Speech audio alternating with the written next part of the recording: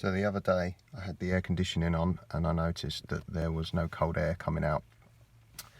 The button was lighting up and I had a very brief look and I noticed that with the engine running and the button on, the clutch on the compressor wasn't engaging. So let's see if we can figure out why we've got no air conditioning. Okay, so in this box here, this relay here is the control relay for the air conditioning. Okay, we have the engine running, air conditioning's on.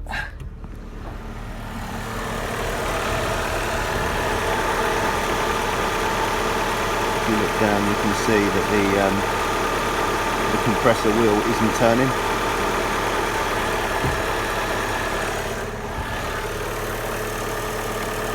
Pull the relay out. Okay, I don't know if you can hear this, but the relay is clicking, which means I must have control to the relay.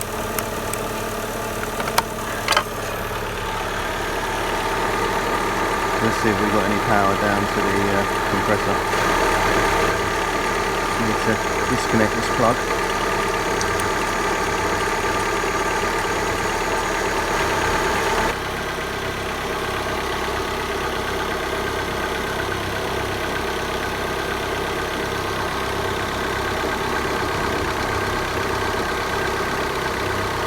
Okay, if I probe the two wires of it running, the aircon on, I do have 14 volts there.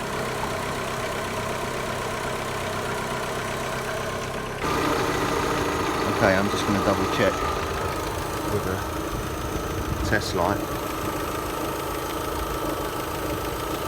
The test light works. The voltage to the plug isn't just a no load voltage coming off the relay, where it's because obviously I'm checking it with it disconnected.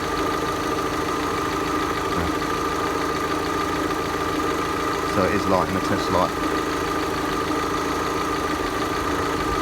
which means the relay probably can carry a current. Let's just check the ground side of that the same way. Okay, I've swapped the T-pin and put it in the other pin on the plug. I've put the crocodile clip of the test light on the positive of the battery now, so it lights up when I ground it. Let's just ground it on here and it lights up. So the relay is controlling the compressor. Damn.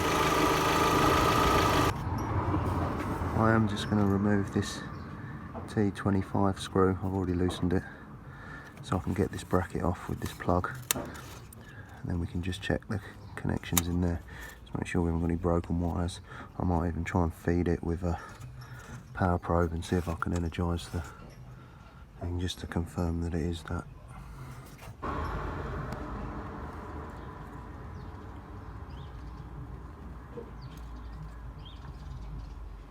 Okay, I'll just quickly check the resistance through the magnet.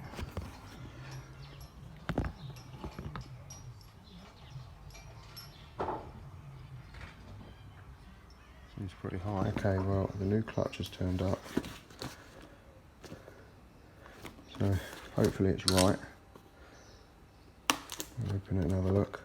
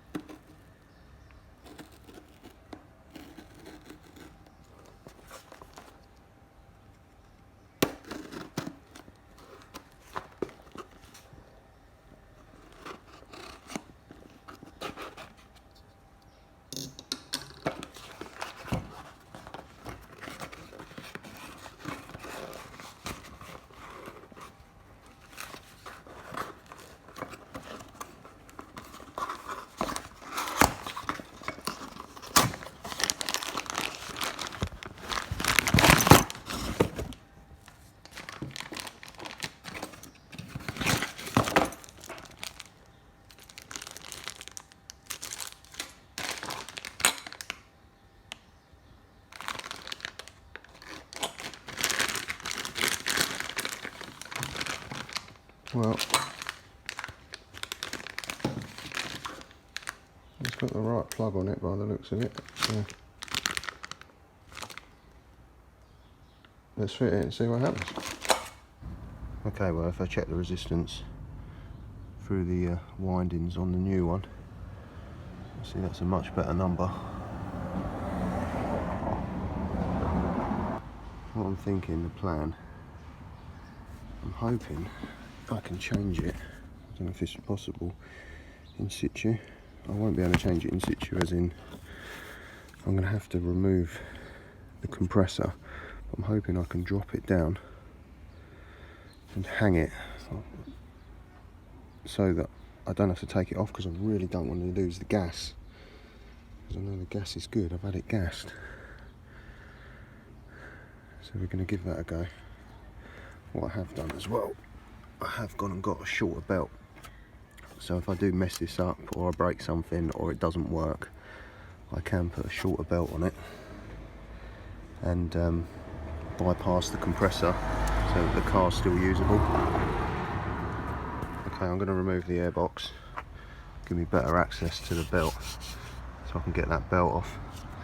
So undo this clip, get that off, undo this 7mm.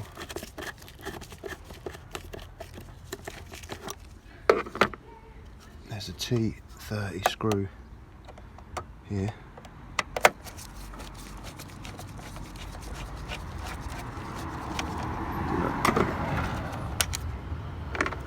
Now I need to take the purge valve off. Just pull this clip back. I might have to do it with a screwdriver because I'm doing it with one hand. Where's my screwdriver?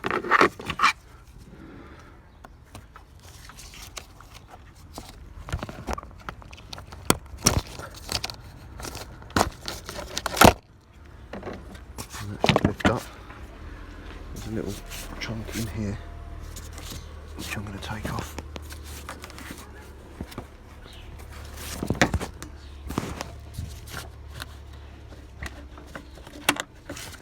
That lifts up. Pull this off. I might have to just put the phone down a sec. Okay, with the airbox out, we need to move this tension well so we can get the belt off.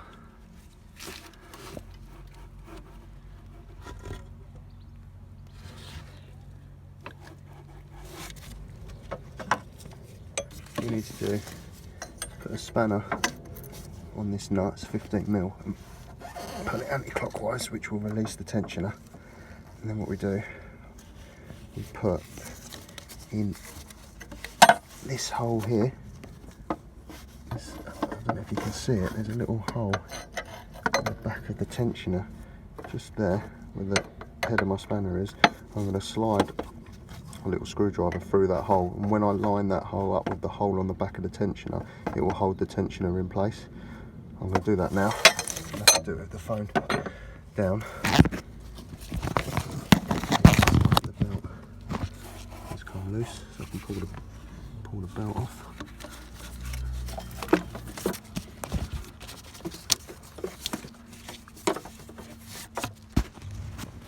Okay, with the belt off now, I think what I'm going to do, I'm going to take this cover off here under the car.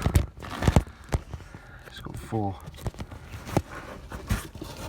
8mm bolts, one there, one here,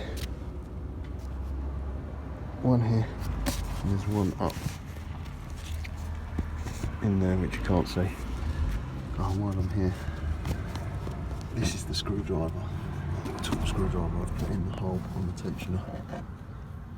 See, it just goes in there, holds the tensioner in place. Right, so I'm going to whip this cover off. Okay, that's the cover off. You can now see the air conditioning compressor. So I'm now going to remove the mounting bolts, see if I can drop the compressor down. I'm also going to unclip the wiring and that T25 torque screw up the top that we just took off earlier, and then I'm going to somehow tie the air conditioning compressor up so that it doesn't stretch the hoses, and attempt to point the compressor wheel down somehow. I might have to take the horn off. I don't know if this is going to work. And then we try and take that off. The only thing is, it's been on there for so many years, I don't even know if this is going to come off. Probably find the bearings seized on, but we'll give it a go and see what happens. I'm just going to undo this screw here, take this back out, unclip this, unclip this. Okay, I'm going to remove the 3 mounting bolts. There's one here, and there's 2 at the bottom. There's one here and one here. So we'll undo them, and then hopefully, so we somehow tie it up so we don't stretch the cable, not the cable, the hose, and then we'll try and, I don't know, twist it maybe this way, and then I might be able to get through here somehow with the circlip pliers to take the wheel off. So let's give it a go. Okay, I couldn't get my ratchet in there, it was too tight to the hose, but luckily the bolt wasn't too tight, and I kind of cheated, and a 10mm spanner went over the E12 bolt. Because it isn't too tight, it did undo, so that was a touch. I mean, if I wasn't lazy, I'd go and get an E12 spanner, but this worked. So. Okay, that's the compressor down. There isn't too much strain on these hoses. It seems alright. It doesn't look like I might be able to get to it through this hole. I'm going to quickly remove the horn bracket just so I've got more access. So I'll do that now. Okay, I need to undo this torque screw, which is going to be interesting as soon as the wheel turns. Try and buzz it off with a gun. Hopefully it will come off and not screw the face of that up. Okay, you can't get a gun on it, but you can put a large pair of water pump pliers here and hold it, and then I've just managed to crack it off with a ratchet. It isn't overly tight. Okay, I really struggled to get that out, although I said it wasn't tight. It wasn't tight to loosen it initially, but it was tight the whole way out, like it had Loctite on it. I did manage to eventually bend the compressor down enough just to get a long extension and a gun on it. Did slightly damage the face of the bolt, but it is out. So now we should slide this bit off. Should be a circlip, so we're going to undo this circlip. Oh, there's a little thingy there. Let's take that out before we lose it. Oh, I can't do this with my left hand. So we're going to undo this circlip. That should come out. Then hopefully we'll undo the circlip at the back. Okay. Okay, that circlip's out. So this piece here now just slides off.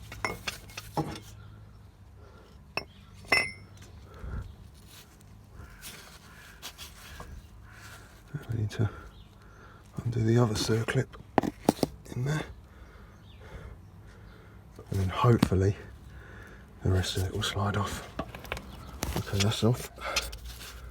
And then we can take the ring off. Okay, this is the old clutch. It looks the same as the other one.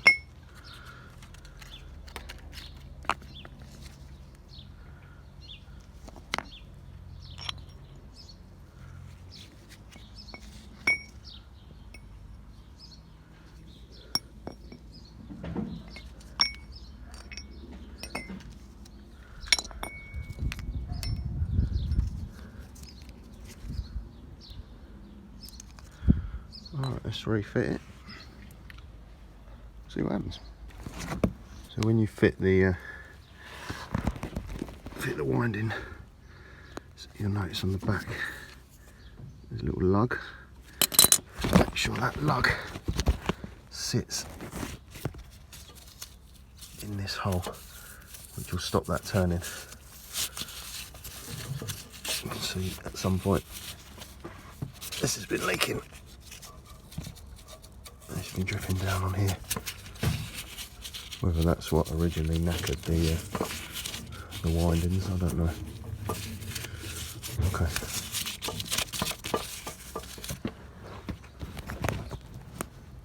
Okay, that one's in. It's a bit of a struggle, but it went in. Okay, I slid this on. It didn't slide on, where the other one just slid straight off. It was a little bit tight.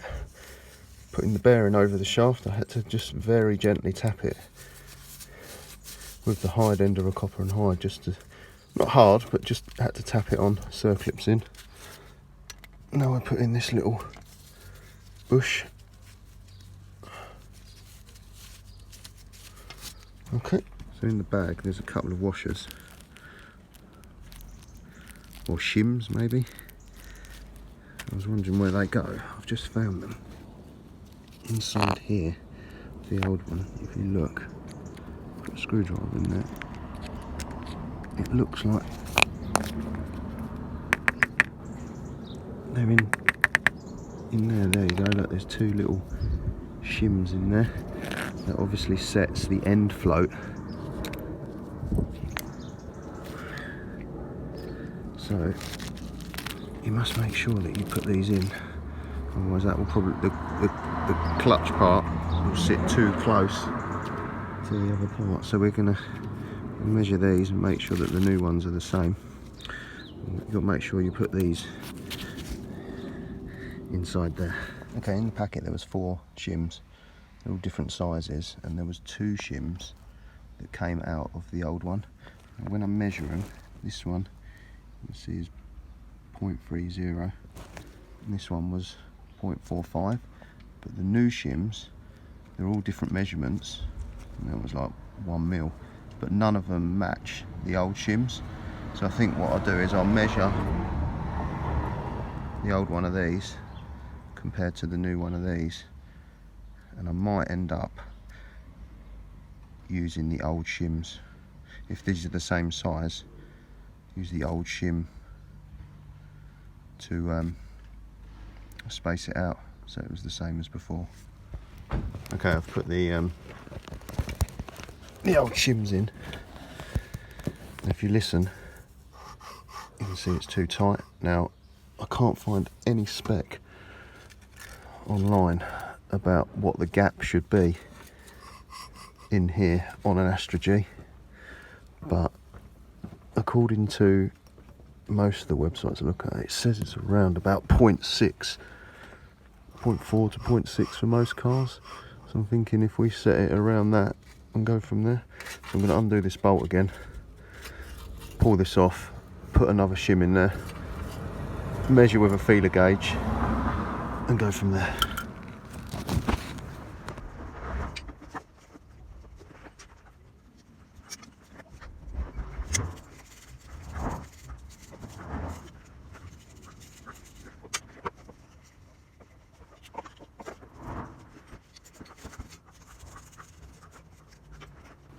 Again, that's the compressor bolted back in place. Just going to take the clip off the old wire so I can clip that back in, plug that in, screw that in, put the horn on, put the belt on, turn the key. Okay, it's all back together apart from the cover by the wheel arch. So let's start it up and see what happens.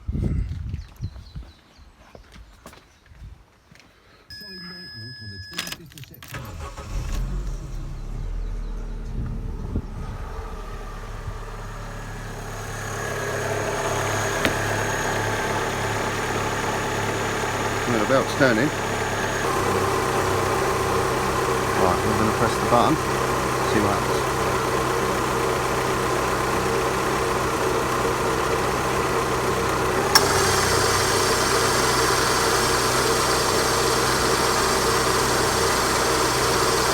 Well, it sounded good. You can compressor is now turning, so we'll let that run with the aircon on for a bit and see if it gets cold. Okay, it's all working. It's nice and cold. If I recommend anyone does this, I think the hardest thing would be getting the nut off of the compressor without the compressor turning. I did have to use the impact gun, and if you haven't got the impact gun you may struggle, because the torque screw was starting to round off. It was so tight with the Loctite, it was starting to round off with a ratchet, because I couldn't use a quarter drive ratchet because it was too tight and it just wouldn't undo, and using the 3/8 drive ratchet, the Torx bit was so long that it was, every time I was trying to undo it, the ratchet was twisting, which was starting to round the face of the Torx screw off. Luckily I did manage to bend the compressor down enough just to get the Torx driver in with the impact gun, and while holding it I managed to buzz it off, and luckily it came off. But obviously if that had rounded, we would have had a lot of problems. So I hope this helps anyone if they're going to attempt to do this themselves.